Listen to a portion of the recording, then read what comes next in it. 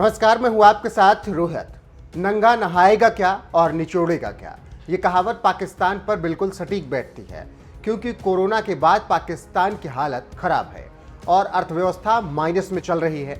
बेरोजगारी, महंगाई, डॉलर के मुकाबले रुपए की अवमूल्यन पाकिस्तान को परेशान लगातार कर रही है, क्योंकि पाकिस्तान को चलाने के लिए पैसा नहीं है और दोस्त तुर्की और चीन पैसा उन्हें दे नहीं रहे हैं। ऐसे में पाकिस्तान के नए पीएम दर दर भटक रहे हैं, लेकिन कोई पैसा उन्हें देने के लिए तैयार नहीं है। इसी बीच झटके पर झटके भी पाकिस्तान को मिल रहे हैं और तालिबान ने एक और बड़ा झटका उन्हें दे दिया है और कहा है कि तापी यानी तुर्कमेनिस्तान, अफगानिस्तान, पाकिस्तान भारत पाइपलाइन परियोजना को 4 महीने के अंदर शुरू करने का ऐलान कर दिया है। टोलो न्यूज के मुताबिक खनन एवं पेट्रोलियम मंत्रालय के प्रवक्ता इस्माइल बुरहान ने कहा है कि भूमि अधिग्रहण जैसे कुछ कारणों से परियोजना की प्रक्रिया में देरी हो रही थी। अब बस 15% तकनीकी प्रक्रियाएं बाकी रह गई हैं, जिसे जल्द ही पूरा कर लिया जाएगा। अर्थव्यवस्था मंत्रालय के प्रवक्ता हबीब रहमान ने कहा कि परियोजना से अफगान अर्थव्यवस्था को बल मिलेगा। इस परियोजना को पूरा होने से क्षेत्र में राजनीतिक और सुरक्षा मुहैया बढ़ेगा, विशेष रूप से इन चारों देशों के बीच।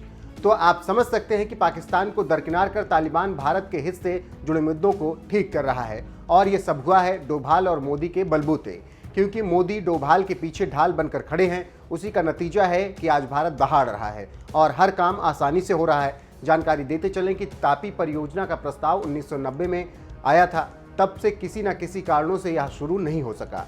टोलो न्यूज़ की रिपोर्ट के अनुसार तापी परियोजना के लिए व्यवहारिक कार्य 2018 में शुरू हुआ था, लेकिन अज्ञात कारणों से यह फिर से स्थगित हो गया। वहीं तापी पाइपलाइन को बढ़ाकर 1680 किलोमीटर किया जाना है और इसे अफगानिस्तान के हेरात और कंधार के जरिए पाकिस्तान और भारत से जोड़ा जाएगा। बता दें कि भारत अब जल्द ही अफगानिस्तान स्थित अपने दूतावास को भी दोबारा खोलने को लेकर गंभीर है। हालांकि भारत अभी तालिबान की सत्ता को आधिकारिक स्वीकृति देने पर विचार नहीं कर रहा है।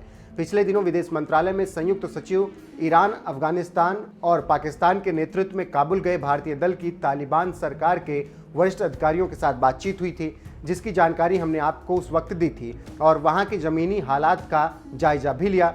उसके बाद भारत ने अपने दूतावास में कामकाज फिर से शुरू करने का मन बनाया है। तालिबान की तरफ से भारतीय दूतावास और उसमें काम करने वाले अधिकारियों की सुरक्षा को लेकर पुख्ता इंतजाम करने में सहयोग का आश्वासन मिला है। इससे ये बात साफ हो गई है कि भारत की मदद को तालिबान ने दिल से लिया है और अब जब तालिबान को प्यार दिखाने का मौका मिल रहा है तो वो भी बिना कुछ सोचे समझे भारत के हित में फैसला ले रहा है।